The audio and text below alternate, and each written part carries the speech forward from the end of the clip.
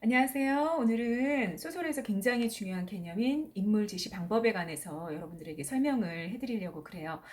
어, 며칠 전에 선생님한테 배우던 한 학생이 고등학교 2학년인데 굉장히 오랫동안 학원에서 인물 제시 방법에 관해서 배웠는데 그런데도 학교에서 시험을 봤는데 문제를 좀 틀려가지고 왔더라고요. 그래서 그 친구가 틀린 문제를 가지고 인물 제시 방법을 한 번 더 설명해 주면 좋겠다 싶어가지고 영상을 준비해 봤습니다. 같이 한번 보실까요? 자, 소설의 개념. 인물 제시 방법이라고도 얘기하고 사건 제시 방법이라고도 얘기할 수 있습니다. 거기에는 크게 두 가지 종류가 있습니다. 첫 번째, 직접 제시가 있는데요. 직접 제시는 서술자가 인물의 성격이나 사건에 관해 직접 설명하는 방식이에요. 자, 여기서 주의해야 될 건 서술자가 설명하는 방식이라는 걸 여러분들이 좀 기억해 놓고 있으실 필요가 있습니다. 그래서 유의어로 서술자가 말해주기도 하고 해설해 줄 수도 있고 설명해 줄 수도 있고 분석하거나 요약해 줄 수도 있다. 그래서 이런 유의어들이 존재하고요.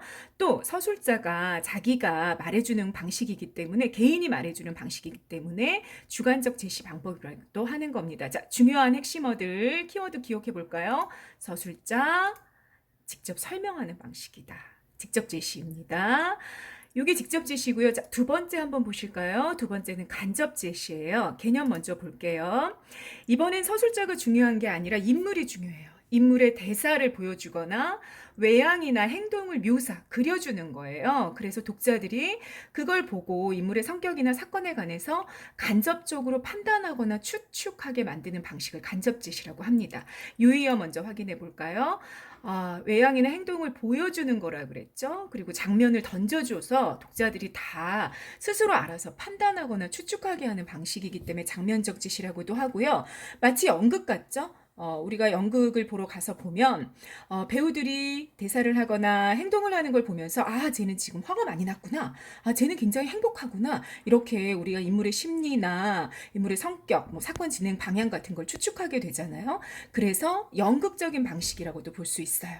그리고 독자들이 모두 다 판단하거나 추측해야 되기 때문에 서술자가 특별히 뭔 말을 해주지 않기 때문에 객관적 제시라고도 하는 거죠. 자, 키워드 한번 점검해 볼까요? 인물의 대사, 외향이나 행동을 묘사해주는 방식, 그래서 독자들이 추측하게 해주는 방식, 그게 간접 제시다라는 얘기입니다. 우리 문제를 통해서 한번 정리해 볼까요? 첫 번째 문장은 이렇게 나왔어요. 그는 애초에 심성이 밝고 깔끔하였다. 자, 문장을 읽자마자 느낌이 좀 오시죠? 어떤 인물 제시 방법이 사용됐을까요? 서술자가 말해주는 방식일까요? 아니면 행동이나 외향을 보여주는 간접 제시였을까요? 인물 제시 방법. 네, 여러분들이 생각하셨던 것처럼 직접 제시가 맞아요. 서술자가 인물이 어떤 심성을 가지고 있는지를 설명해 줬기 때문에 독자들이 추측하거나 판단할 필요가 없었던 거죠. 두 번째 볼까요? 그는 결국 주머니를 털었다. 스페어 운전수의 사고에는 업무 추진비 명색도 가지 않아 자신의 용돈을 털게 되는 것이었다. 시구가 단출하면 쌀을 한 말 팔아주고 시구가 많은 집은 밀가루를 두 포대 팔아주고 그리고 연탄을 100장씩 들여놓아 주는 것이 그가 용돈에서 엿을 수 있는 한계였다. 문장을 보시면 그가 어떤 행동을 했는지가 나오고 있어요. 굉장히 본인도 부유하지 않음에도 불구하고 용돈을 털어서 지금 가해자가 되어버린 그 회사의 스페어 운전수의 집안을 도와주는 그런 행동들이 묘사가 되고 있는 거죠. 그럴 때 우리는 이런 인물 제시 방법을 간접 제시라고 얘기하게 됩니다. 세 번째 문장 볼까요? 그는 빈소의 형식이 불교색인지 기독교색인지도 살피지 않았다. 우선 고인의 영정에 절부터 제례종으로 하고 꿇어앉아 손수건으로 눈자위를 눌러가며 눈시울을 훔쳤다. 어떤 제시 방법으로 보이시나요? 네. 자, 여기 보시면 꿇어 앉아서 눈자위를 눌러가며 눈시울을 훔쳤다라는 행동만 묘사가 되고 있죠. 이걸 보면서 그가 이런 행동을 통해서 의도하는 바가 무엇인지를 독자들이 모두 다 추측하거나 판단해야만 하는 그런 인물 제시 방법입니다. 이런 인물 제시 방법을 우리가 간접 제시라고 얘기하게 되는 거죠. 네, 네 번째 문장이에요. 풍수를 배우는 과정에서 지하의 수맥에 대한 이치도 배워둘 필요가 있었다. 상도동 성당인지 노량진 성당인지 버드나무 가지로 수맥을 짚는 데 권위인 신부님을 찾아다니며 수맥을 배우고 그러는 동안에 천주교에 입문하여 세례를 받기도 하였다. 역시 여러 가지 성당들 여러 군데를 돌아다니면서 풍수도 배우고 그 과정에서 천주교에 입문했다라는 그의 행동이 쭉 그려지고 있는 중이에요. 이런 인물 제시 방법도 읽어가면서 얘가 도대체 뭘 하고 있는지를 독자들이 다 추측하거나 판단해야 되기 때문에 간접 제시가 쓰였다라고 얘기할 수 있습니다. 마지막 쌤 학생이 굉장히 헷갈렸던 문장인데 한번 보실까요? 그의 됨됨이는 물론 그것이 전부는 아니었다. 채취는 그윽하고 체온은 따뜻하며 체질이 묵중한 사내였다.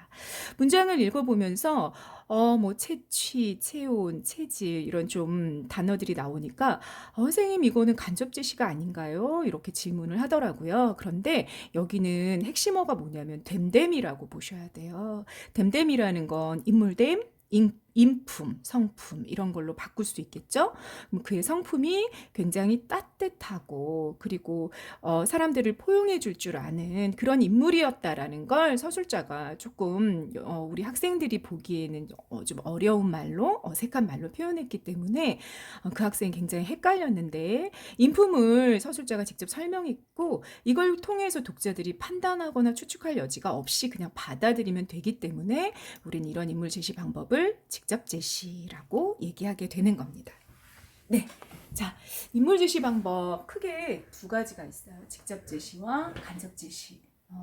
여러분들이 대학에 입학하기까지 굉장히 반복적으로 내신이나 모의고사에서 또는 대입 수능에서 나올 수 있는 중요한 개념이기 때문에 이번에 반드시 잘 숙지하고 갔으면 좋겠습니다. 네, 오늘 여기까지 하고요. 다음 시간에 또 만나요. 안녕.